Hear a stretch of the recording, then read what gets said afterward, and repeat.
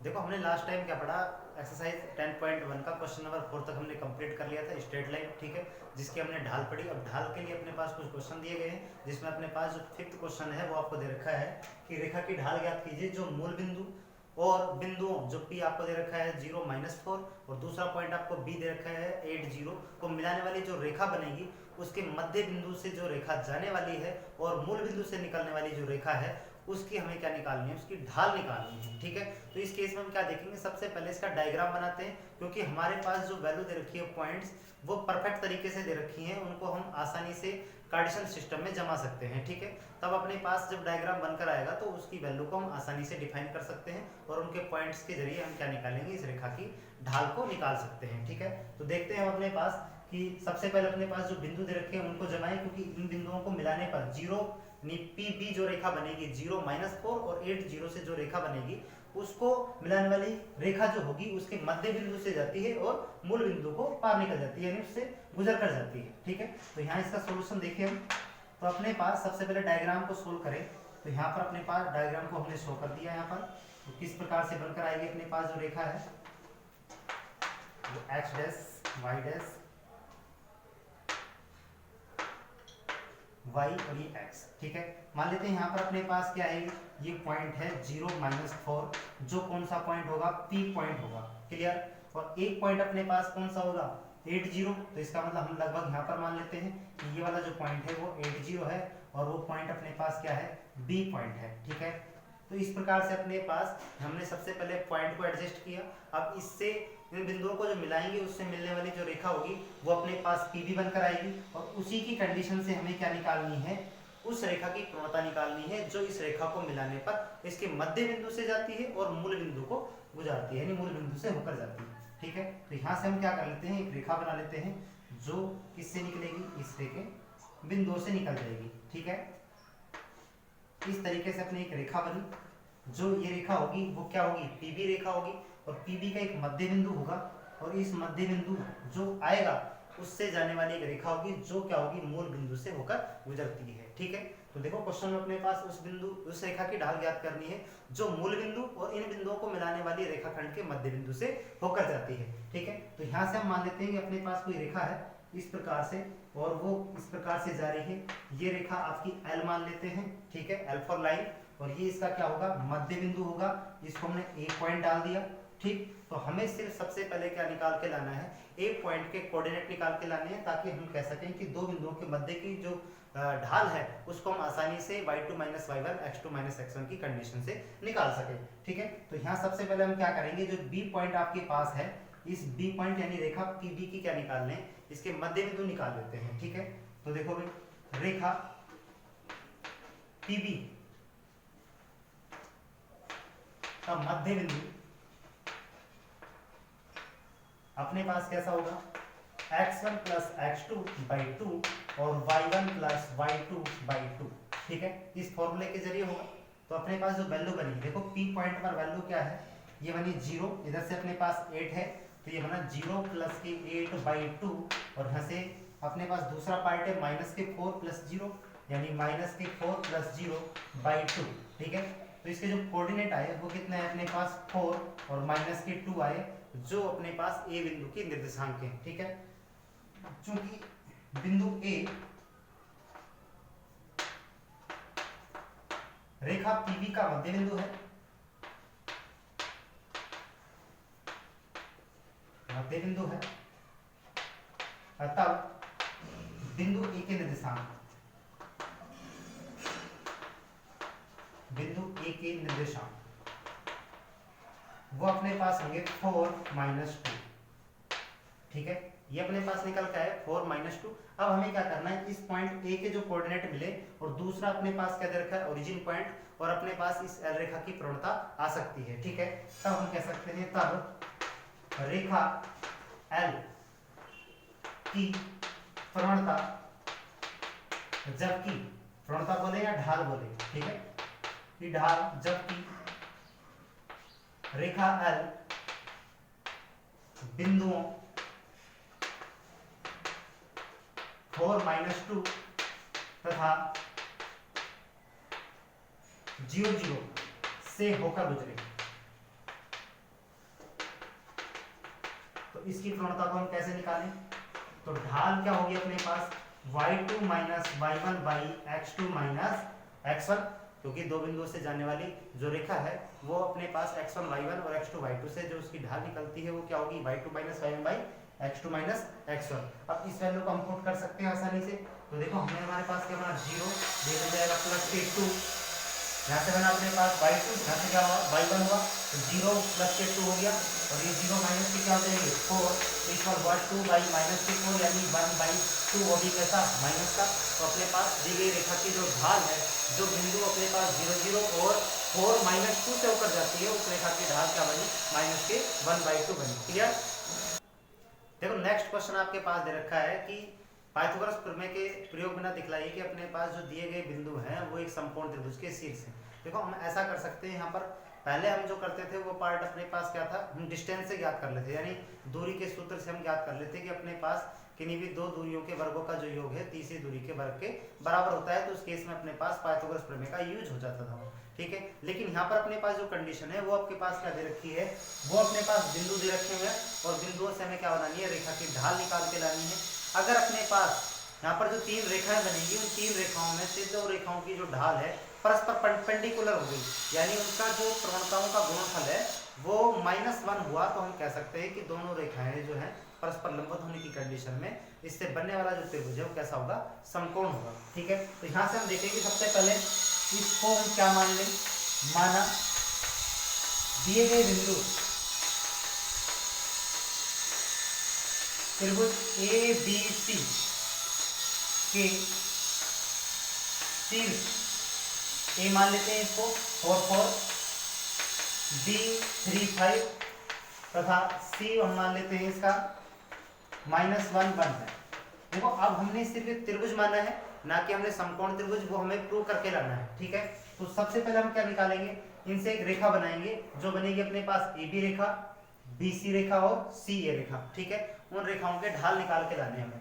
तो यहाँ से हम देखें तो रेखा AB का ढाल, और अपने पास जो फॉर्मूला है वो यहाँ से हम इसको ले लेते हैं, ये m1 है और इसका जो फॉर्मूला है y2 minus y1 by x2 minus x1 है। तो यहाँ से बना y2 minus y1 by x2 minus x1। इस फॉर्मूले के जरिए हम क्या निकालेंगे, रेखा AB की ढाल निकालेंगे जो आपकी क्या कहलाएगी, m1 कहलाएगी, ठीक है। तो यहाँ से अपने पास जो वैल्यू आई वो क्या बनेगी भाई, इसमें से इसको आउट किया तो 5 माइनस के 4 बाई 3 माइनस के 4, यानी वैल्यू बनेगी -1 1 बाई -1, यानी वैल्यू हुई -1, ठीक है। यानी m1 की ढाल अपने पास क्या आ गई, -1 आ गई, जो रेखा AB की ढाल है। क्लियर?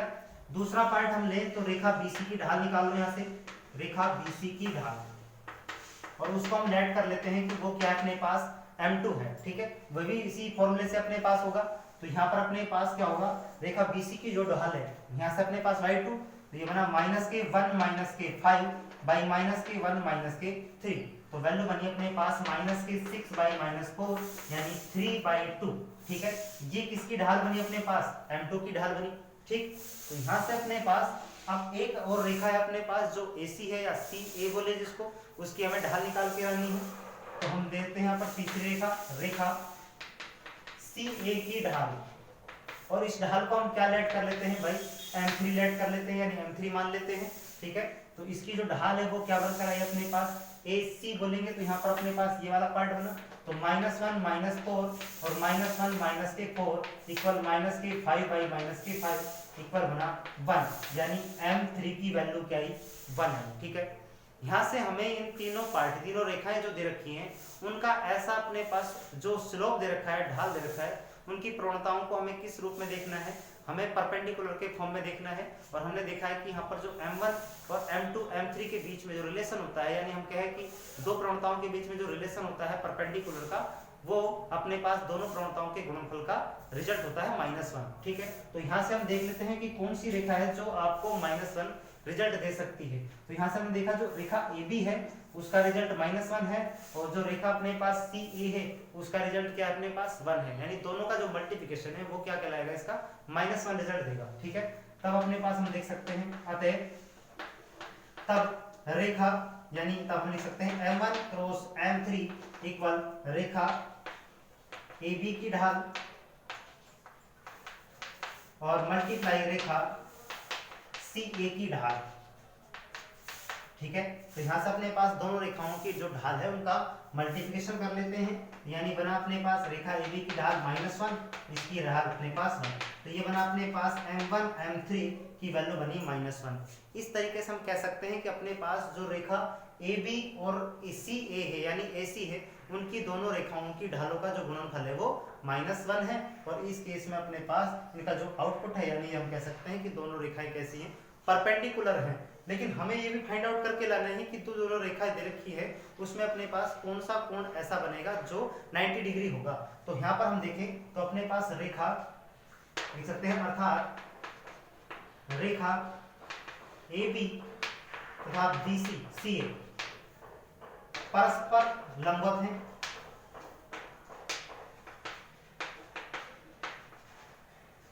जहां अब यहाँ पर अपने पास 90 डिग्री एंगल ढूंढे तो अपने पास दोनों का कॉमन पार्ट ढूंढ लो आप, ठीक है। यानी एक ऐसा शीर्ष होगा जो क्या होगा, कॉमन होगा। तो यहाँ से AB और CA में से कॉमन पॉइंट कौन सा है अपने पास, A पॉइंट, और वही अपने पास क्या होगा, वही 90 डिग्री एंगल बनाएगा। यानी जो कॉमन एंगल होता है वही अपने पास, यानी कॉमन पॉइंट जो होता है वही अपने पास इसका क्या होता है 90 डिग्री, यानी समकोण पर प्रतिच्छेद करेंगे, ठीक है। तो इस तरीके से हमारे पास क्या आ गया, ये वाला पार्ट। तो इस पर हम कह सकते हैं कि बिना हम पाइथागोरस प्रमेय के ये शो कर सकते हैं कि अपने पास किन्हीं भी रेखाओं के जो त्रिभुज के शीर्ष दे रखे हैं उनसे बनने वाली जो ढाल है, अगर उनके किन्हीं दो रेखाओं का जो गुणनफल है वो अगर -1 आता है तो उस केस में अपने पास रेखा की ढाल यानी रेखा को हम त्रिभुज को हम क्या कर सकते हैं, समकोण त्रिभुज प्रूव कर सकते हैं। क्लियर। देखो नेक्स्ट क्वेश्चन आपको दे रखा है, उस रेखा का समीकरण ज्ञात करना है जो आपको y अक्ष की धन दिशा से यानी वामावर्त जो मापा गया कोण है वो 30 डिग्री है, ठीक है। यानी हम y अक्ष से जब कोण लेंगे तो y अक्ष की डायरेक्शन में पॉजिटिव साइड में जो एंगल बनेगा वो 30 डिग्री दे रखा है। लेकिन जो हम प्रवणता लेते हैं वो किस में लेते हैं, x अक्ष की धन दिशा से लेते हैं। इसलिए अपने पास जो एंगल है वो एक्चुअल में अपने पास x अक्ष की धन दिशा से नहीं आया है। इस केस में हमारे पास जो प्रवणता होगी वो y अक्ष से निकालकर हमें x अक्ष पर ट्रांसफर करनी पड़ेगी। यानी जो एंगल y का दे रखा है उसको हम रिलेशन में लेकर और x अक्ष से हम क्या निकालेंगे, एंगल निकालेंगे। उस एंगल से अपने पास एक प्रवणता आएगी, ठीक है। तो उससे हमें क्या बनाना है, रेखा का इक्वेशन बनाना है। तो देखिए अगर अपने पास इक्वेशन बनाने का प्रयास करें तो यहाँ से अपने पास सबसे पहले कार्टेशियन सिस्टम में जाएं और हम देखें कि अपने पास जो इसकी डायरेक्शन दे रखी है 30 डिग्री उसको डिफाइन करें, ठीक है। तो अपने पास क्या दे रखा है, यहाँ पर अपने पास 30 डिग्री है, इसलिए हम एक रेखा बना लेते हैं सबसे पहले, ठीक है। ये एक रेखा बनाई, इसको हम ए पॉइंट मान लेते हैं या फिर कोई भी पी पॉइंट मान लेते हैं। ये पी पॉइंट है और ये आपका क्यू पॉइंट है, क्लियर। तो यहाँ से अपने पास जब ये इसकी वामावर्त दिशा में पॉजिटिव साइड जाएगा तो पॉजिटिव साइड वामावर्त दिशा कौन सी होती है, एंटी क्लॉकवाइज होती है, यानी अपने पास घड़ी की विपरीत दिशा में होती है। तो ये तो अपने पास होती है वामावर्त दिशा, ठीक है। और ये वाली अपने पास कैसी होती है, दक्षिणावर्ती दिशा, दक्षिणावर्त बोलते हैं इसको, ठीक है। ये दक्षिणावर्त होती है अपने पास, जो घड़ी की दिशा में आती है उसको दक्षिणावर्ती, या जो अपने पास घड़ी की विपरीत दिशा में जाती है उसको वामावर्ती। तो अपने पास ये y अक्ष है, y अक्ष के किस दिशा में जाएगा, धन दिशा से। तो वामावर्त दिशा कौन सी बनेगी इसकी, ये बनेगी अपने पास। और ये कितने डिग्री का एंगल है अपने पास, यहाँ पर 30 डिग्री का एंगल है, क्लियर। और ये अपने पास कितना है यहाँ पर 90 डिग्री।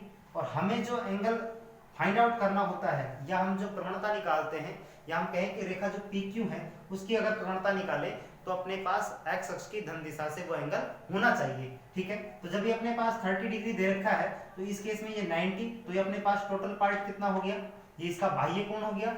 और बाह्य कोण होता है किसी त्रिभुज का, वो क्या होता है, उसके अंतराभिमुख कोणों के योग के बराबर होता है। तो अपने पास ये 90 और ये 30, तो ये अपने पास कितना हो जाएगा, 90 प्लस 30 डिग्री हो जाएगा टोटल, ये वाला एंगल, ठीक है। या हम इस तरीके से नहीं करें तो अपने पास इस एंगल को निकाल सकते हैं। तो 30, ये अपने पास 90, 120, तो ये कितना हो गया 60 हुआ। तो एक ही रेखा पर बनने वाले कोण वो अपने पास क्या होंगे, रेखीय कोण के कोण होंगे जो 180 डिग्री बनाएंगे। तो यहाँ पर अपने पास कितना हो जाएगा 120 डिग्री। इस तरीके से कर सकते हैं बाह्य कोण की डेफिनेशन से, या फिर हम रेखीय के कोण की डेफिनेशन से कर सकते हैं, ठीक है। तो यहाँ से अपने पास जो वैल्यू आई, देखो अब हमारे पास इस बिंदु P और Q के जो मान आए वो कैसे निकाल सकते हैं हम, P और Q के जो मान है वो इस प्रकार से निकाल सकते हैं। रेखा PQ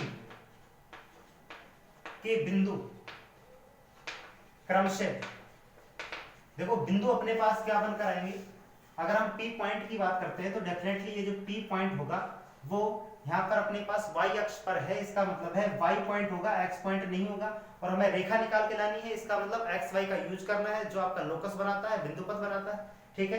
तो इस केस में हम क्या ले लेते हैं, यहाँ पर ये वाला हम 0 y ले सकते हैं और अपने पास ये जो Q पॉइंट है उसको हम x, 0 ले सकते हैं ताकि अपने पास रेखा के इक्वेशन को बना सके। आप कोई अदर पॉइंट भी ले सकते हैं, उससे भी आप रेखा के इक्वेशन को बना सकते हैं। वो कैसे, अपने पास यहाँ पर मान लो कि आपने 0b लेट किया और यहाँ पर a0 लेट किया, ठीक है। तो a और b जब हम इक्वेशन बना के लाएंगे तो उस केस में वो किस पथ का गमन करेगा, यानी किस पथ पर ट्रेवलिंग करेगा, किस पथ का यूज करेगा, तो उस केस में हमें x लेना पड़ेगा क्योंकि a जो यूज कर रहा है वो x का यूज कर रहा है और जो b यूज करेगा, अगर अपने पास 0b होता तो अपने पास जो b पॉइंट है वो यूज करता y अक्ष का, यानी हम x a को रिप्लेस करके x बनाते हैं और b को रिप्लेस करके y बनाते हैं, ठीक है।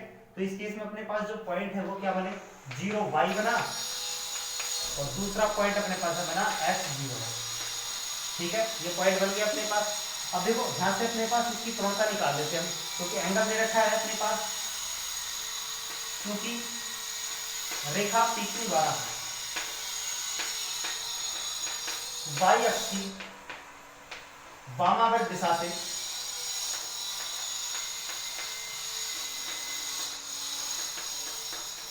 30 डिग्री का कोण बनाती है, तब x अक्ष के साथ बनाया गया कोण कितना होगा भाई, ये वाला कोण अपने पास कौन सा होगा, ये कोण होगा अपने पास 90 डिग्री प्लस 30 डिग्री, इसको हम स्ट्रक्चर से देख सकते हैं, ठीक है। तब अपने पास इसकी प्रवणता निकाल सकते हैं और किसी एंगल के लिए जो प्रवणता होती है वो tan थीटा से आती है, ठीक है। तो इस केस में अपने पास जो m की वैल्यू बनी यानी tan, और ये बना अपने पास 90 डिग्री प्लस 30 डिग्री, ठीक है। तो यहाँ से अपने पास ये बनकर आ गया, ठीक। और इस केस में अपने पास जो वैल्यू बनेगी उसको हम कैसे लिख सकते हैं भाई, ये वाला अपने पास tan है जो 90 प्लस करके जा रहा है, यानी सेकंड क्वाड्रेंट का यूज करेगा और सेकंड क्वाड्रेंट में अपने पास tan होता नहीं है, इसलिए वो कैसा होगा, नेगेटिव होगा। लेकिन 90 डिग्री आ रहा है इसलिए अपने पास ये क्या हो जाएगा, चेंज हो जाएगा। तो अपने पास ये क्या बनकर आया, tan चेंज होता है कोट में और नहीं होने के कारण सेकंड क्वाड्रेंट में तो माइनस आया 30 डिग्री और माइनस के 30 यानी कोट 30 डिग्री की जो वैल्यू होती है वो √-1 यानी माइनस के √3 आ गया, ठीक है। तो यहाँ से अपने पास इस प्रकार की वैल्यू आई। अब हमें क्या करना है, इस बिंदु से अपने पास जो रेखा की प्रवणता आई है वो तो एंगल से आ गई, अब हमें बिंदुओं से निकालनी है क्योंकि रेखा का इक्वेशन चाहिए हमें। इसके लिए हमें क्या करें, इस रेखा अपने पास जो PQ है उस पर 2 पॉइंट आपको दे रखे हैं, ठीक है। इन दोनों बिंदुओं से हम क्या ज्ञात कर सकते हैं, इस रेखा की प्रवणता बना सकते हैं, ठीक है। तब या हम इसको लिख सकते हैं तथा रेखा PQ की प्रवणता या ढाल वो होगी अपने पास वही सेम प्रोसेस में m होगा क्योंकि रेखा तो एक ही चल रही है, वो अपने पास क्या बनेगी, y2 minus y1 by x2 minus x1 बनकर आया। और इसको हम लिख सकते हैं अपने पास कि इसको किसी को भी आप नेगेटिव पॉजिटिव मान सकते हो, यानी x1 y1 किसी को भी, तो 0 माइनस के y1 लिख दें, ठीक है। और यहाँ से x माइनस 0 लिख दें, ठीक है, इसी को माना आपने। तो अपने पास जो वैल्यू आई वो क्या आई, माइनस के y बाई x। अब देखो यहाँ से अपने पास जो दोनों रेखाएं उनकी प्रवणता कैसी होंगी, इक्वल होंगी, तो हम दोनों पार्टों को इक्वल रख सकते हैं यहाँ पर, ठीक है। देखो तब रेखा PQ का समीकरण दोनों प्रवणता अपने पास सेम होगी, तो ये होगा माइनस के y by x equal minus के √3 implies y by x equal √3, minus से माइनस कैंसिल हो जाएगा और क्रॉस मल्टीप्लाई कर दो तो अपने पास क्या आया, √3x, या हम लिखे √3x माइनस y इक्वल 0। और यही इस रेखा का समीकरण है जो अपने पास क्या करना है, हमें फाइंड आउट करना था। क्लियर।